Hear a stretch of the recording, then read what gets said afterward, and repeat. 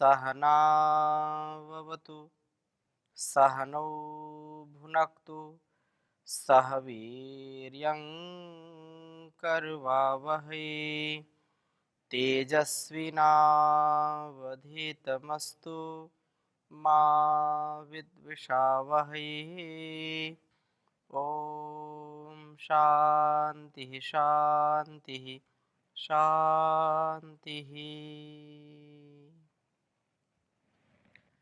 वेदो अखिलो धर्म मूलम।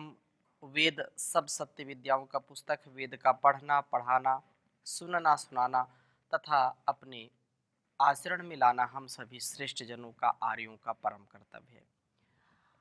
हम जितना इस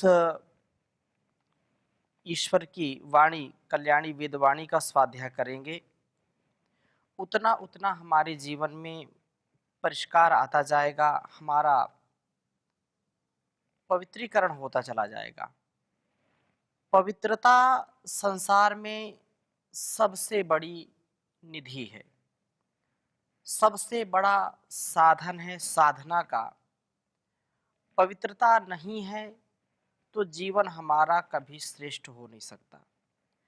अपने जीवन में हम मनोबल, बुद्धि बल, आत्मबल, शरीर बल, धन बल, अनेक गुणों को हम पालने वाले हों और गुणों के मापक को ऊंचा करके मनन चिंतन हमारा उत्तम हो।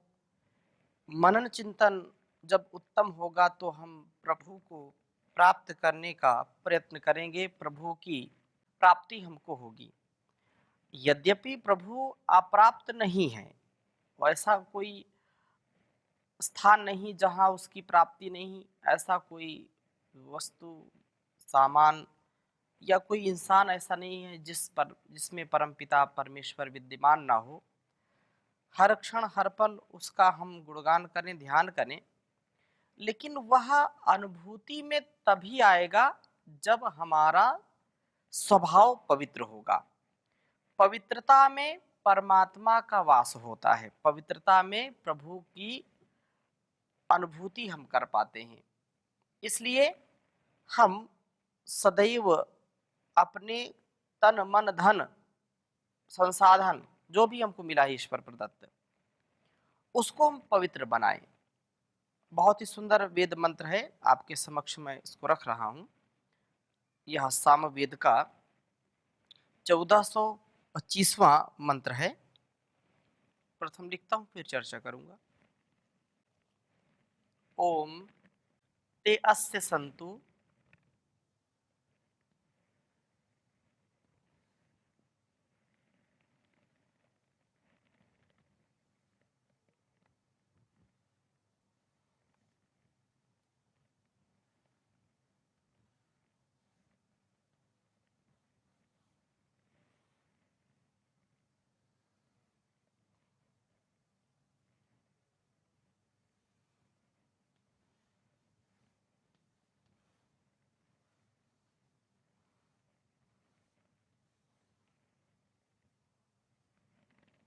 ते अस्य संतु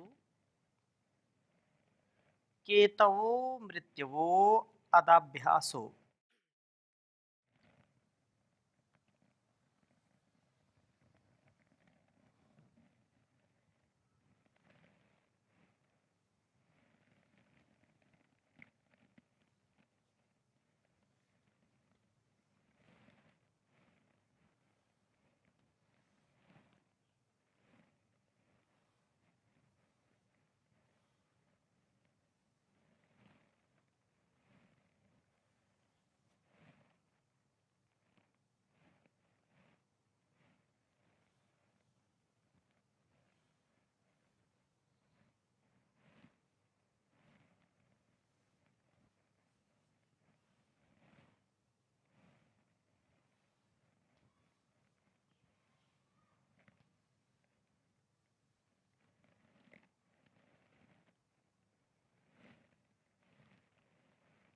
मृत्युवो अदाभ्यासो।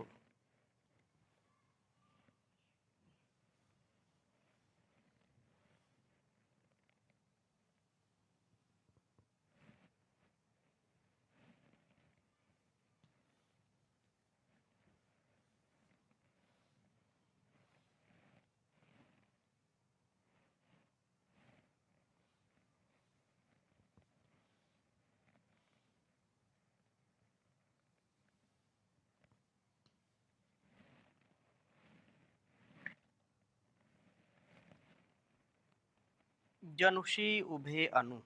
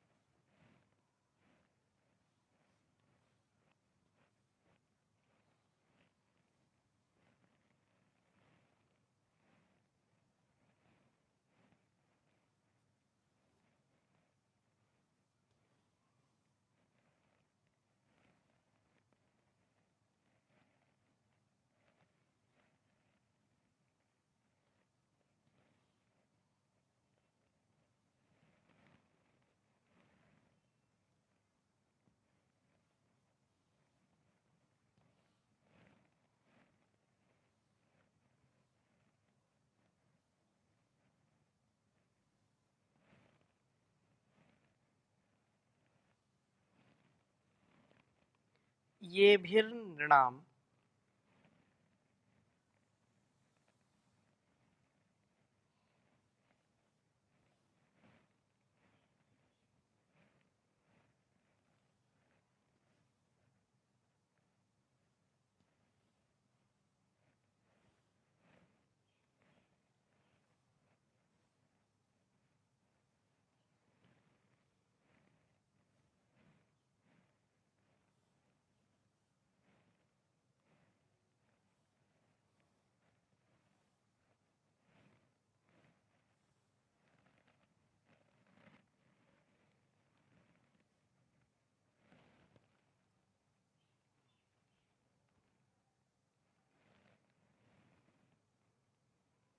च देव्या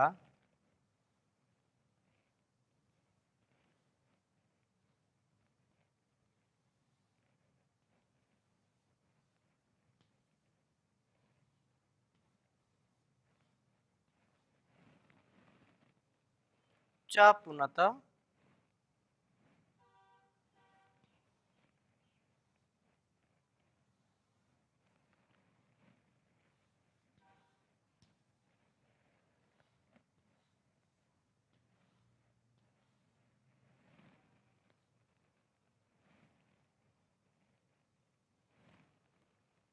आदिद्राजानम्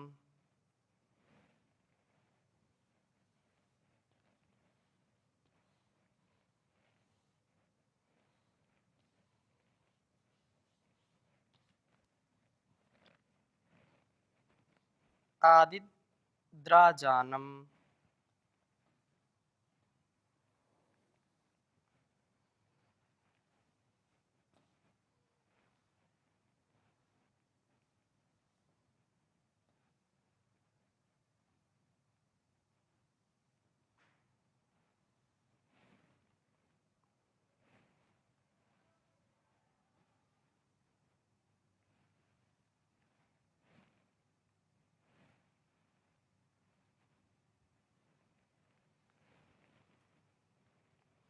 मनना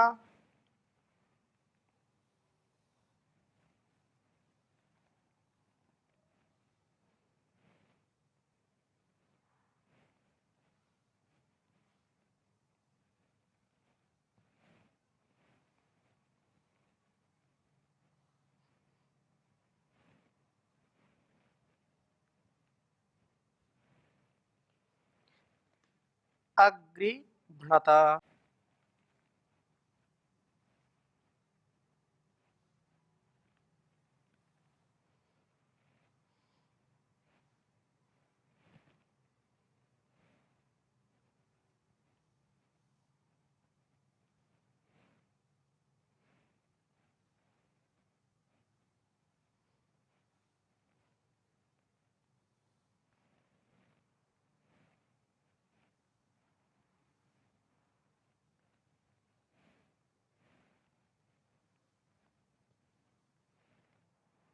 अग्रिभ्णत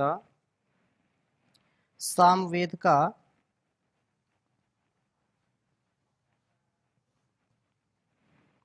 यह 1425वां मंत्र है।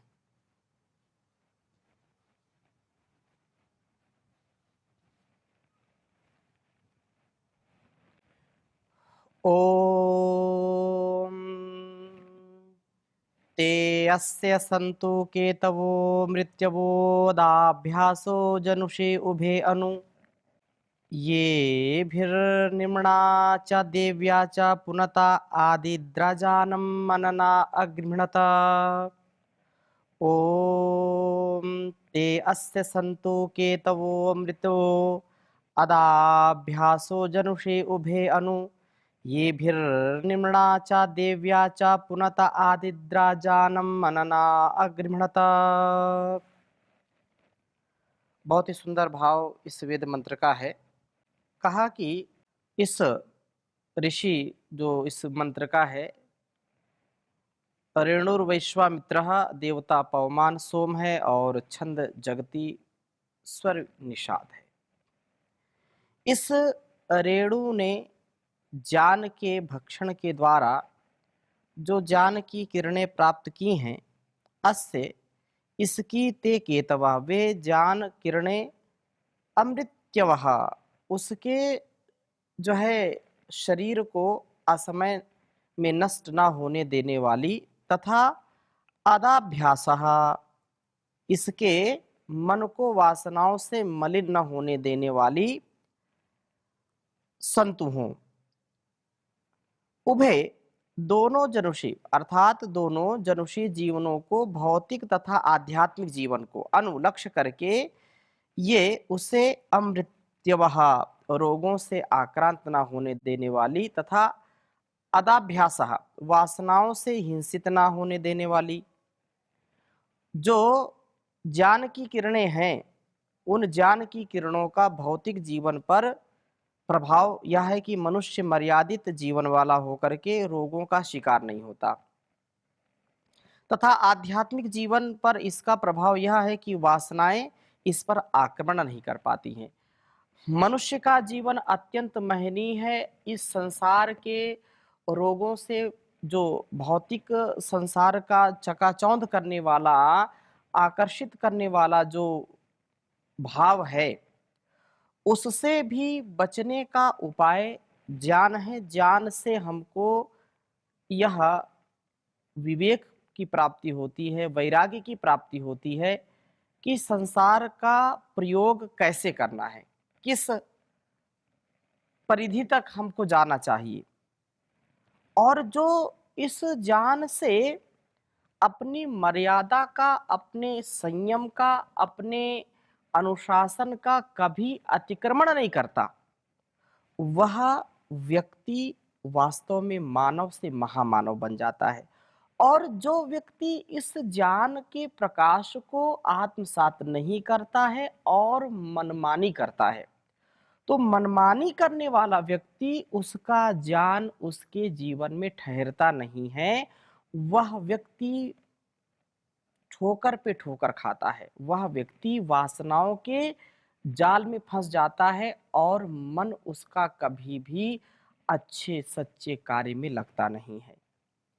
मन को वासनाओं से बचा नहीं पाता, मन को मलिनताओं से, विसंगतियों से, दुर्भावनाओं से, दुर्व्यसनों से वो बचा नहीं पाता है। बचा वही पाता है जो जैसा ज्ञान, जो विवेक पूर्वक ज्ञान है, जो हमको भोगों से, वासनाओं से बचाने का कार्य करता है। हमको ये पता है कि संसार के जो भी सुख हैं, शरीर के सुख हों या मन के सुख हों, ये एक इंद्रियों का सुख है, वो क्षणिक सुख है। एक पल का तो सुख मिलता है, वो सुख में दुख सना होता है। स्पर्श का सुख है, शब्द का सुख है, गंध का सुख है, रूप रस गंध शब्द स्पर्श आदि ये जो क्षणिक सुख हमको देते हैं, लेकिन इनका दुख बहुत अपार हमको मिलता है। हम आँखों को बंद नहीं कर सकते, कानों को बंद नहीं कर सकते। संसार में जो भला बुरा देखने को आता है या भला बुरा जो दृश्य है, वो तो आँखों को दिखाई पड़ेगा ही। हम शब्दों को ना सुने ऐसा हो नहीं सकता। अच्छे भी शब्द पड़ेंगे कानों में और बुरे भी शब्द पड़ेंगे। यह शब्द तो कानों का जो है स्वभाव है सुनने का।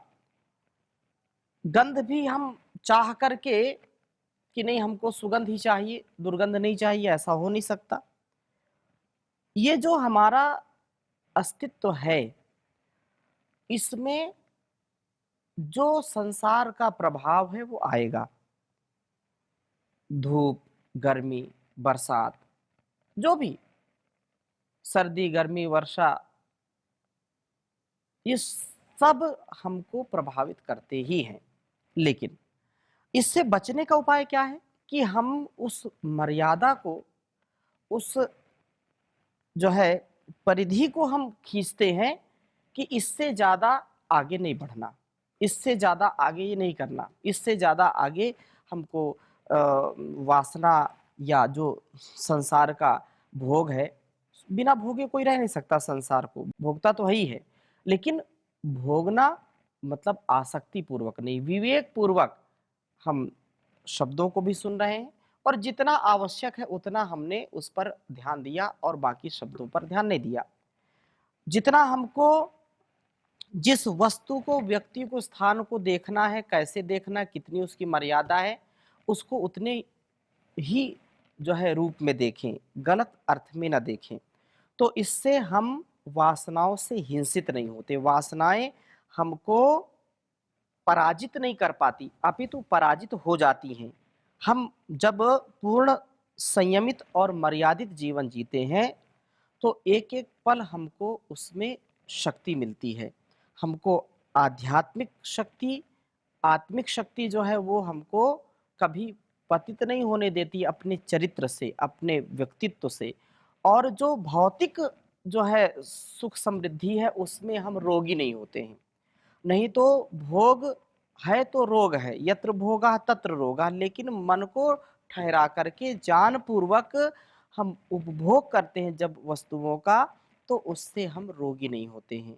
अति सर्वत्र वर्जयेत, अति में मति का प्रयोग करना, तब गति है, प्रगति है, उन्नति है, नहीं तो दुर्गति है, जो है प्रगति के स्थान पर दुर्गति हो जाएगी। और इस प्रकार से ज्ञान का जो हम अपने जीवन में आधान करते हैं, तो वह हमको पवित्र बनाता है। ये ज्ञान की किरणें ही हैं, ये भी जिनसे ये अपने निम्रणा, शक्ति, साहस व धनों को जो है तथा दिव्य गुणों को पूर्णतः पवित्र कर लेते हैं। ज्ञान की किरणों से ही हम अपने शक्ति को पवित्र बनाते हैं, साहस को पवित्र बनाते हैं, अर्थात अपनी शक्ति, साहस का हम दुरुपयोग नहीं करते।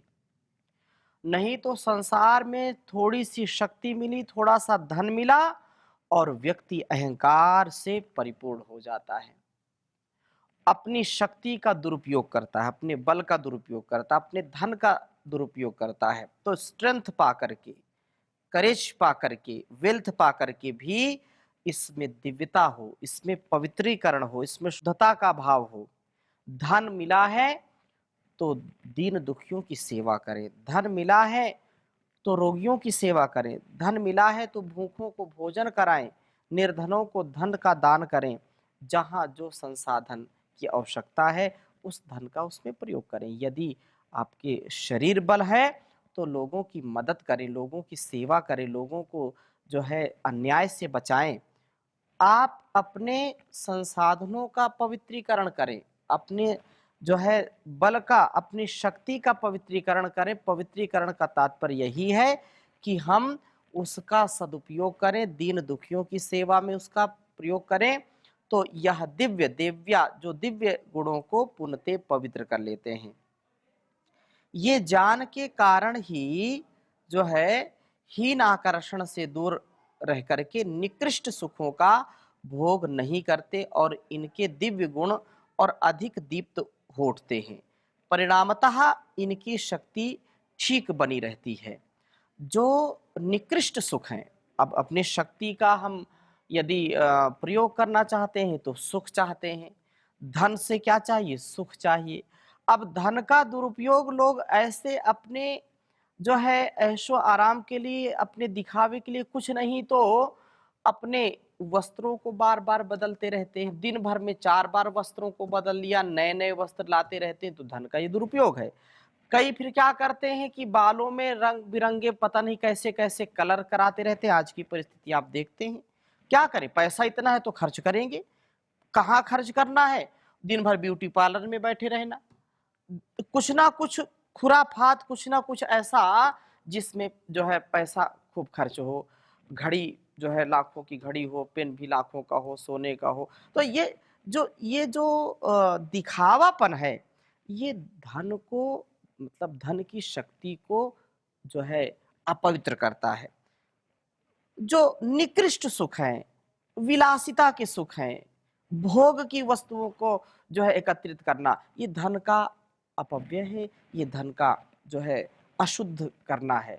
हम उसको शुद्ध करें, उसको अच्छे कार्यों में लगाएँ, उससे जिससे ज्ञान अर्जन हो, जिससे हमको अपने जीवन का दिव्यता जिससे प्राप्त हो, जिससे समाज की सेवा हो, जिससे लोगों को जो है हम दुखों से बचा पाएँ। ये संसार का जो भोग है, वह हमको, हमारी शक्ति को अपवित्र करता है, हमारे धन को अपवित्र करता है। हम अपनी शक्ति को, अपने तन, मन, धन, अपने संसाधन को पवित्र करना चाहते हैं, तो हमको किसी के काम आना चाहिए, किसी की सेवा में हमारा धन खर्च हो, किसी की सेवा में हमारा संसाधन खर्च हो, संसाधन का प्रयोग हो। ये शरीर भी संसाधन है, तो हमारा शरीर किसी की सेवा में, किसी के जो है काम आए, किसी के काम जो आए उसे इंसान कहते हैं, पराया दुख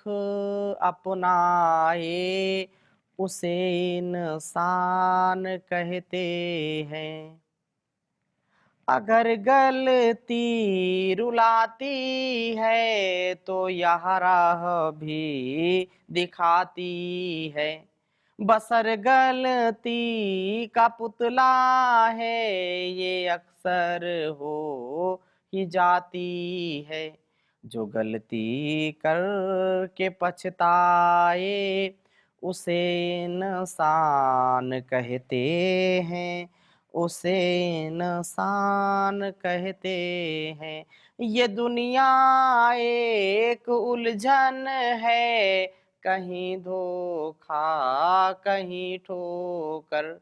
जो गिर कर के संभल जाए उसे इंसान कहते हैं, उसे इंसान कहते हैं।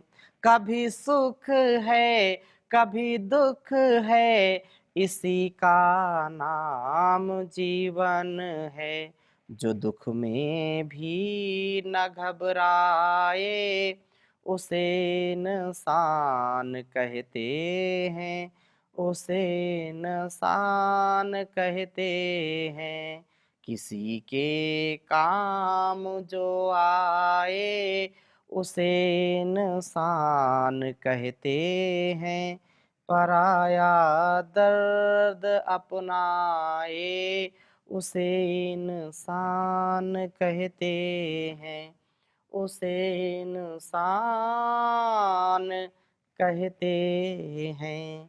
तो ऐसा यह विशेष जो बात कही है, आतइत इन 2 बातों के अनंतर रेणु, वैश्वामित्र, लोभ जो है, जो जो वैश्वामित्र होते हैं, ऐसे लोग मननाह, मननशील होकर के प्रभु के नामों का मनन चिंतन करते हुए राजानम, संपूर्ण संसार को नियमित करने वाले देदीप्यमान होते हैं, प्रभु को अग्रभिणत ग्रहण करते हैं। प्रभु की प्राप्ति के लिए ज्ञान के द्वारा अपने धनों को, शक्तियों को, गुणों को पवित्र करना आवश्यक है। इस जीवन की सार्थकता इसी में है। तो हम प्रभु के द्वारा जो दिया गया है शक्ति, सामर्थ्य, उसका सदुपयोग करें और मनन पूर्वक, चिंतन पूर्वक प्रभु का ध्यान करें। ओम शांति शांति शांति।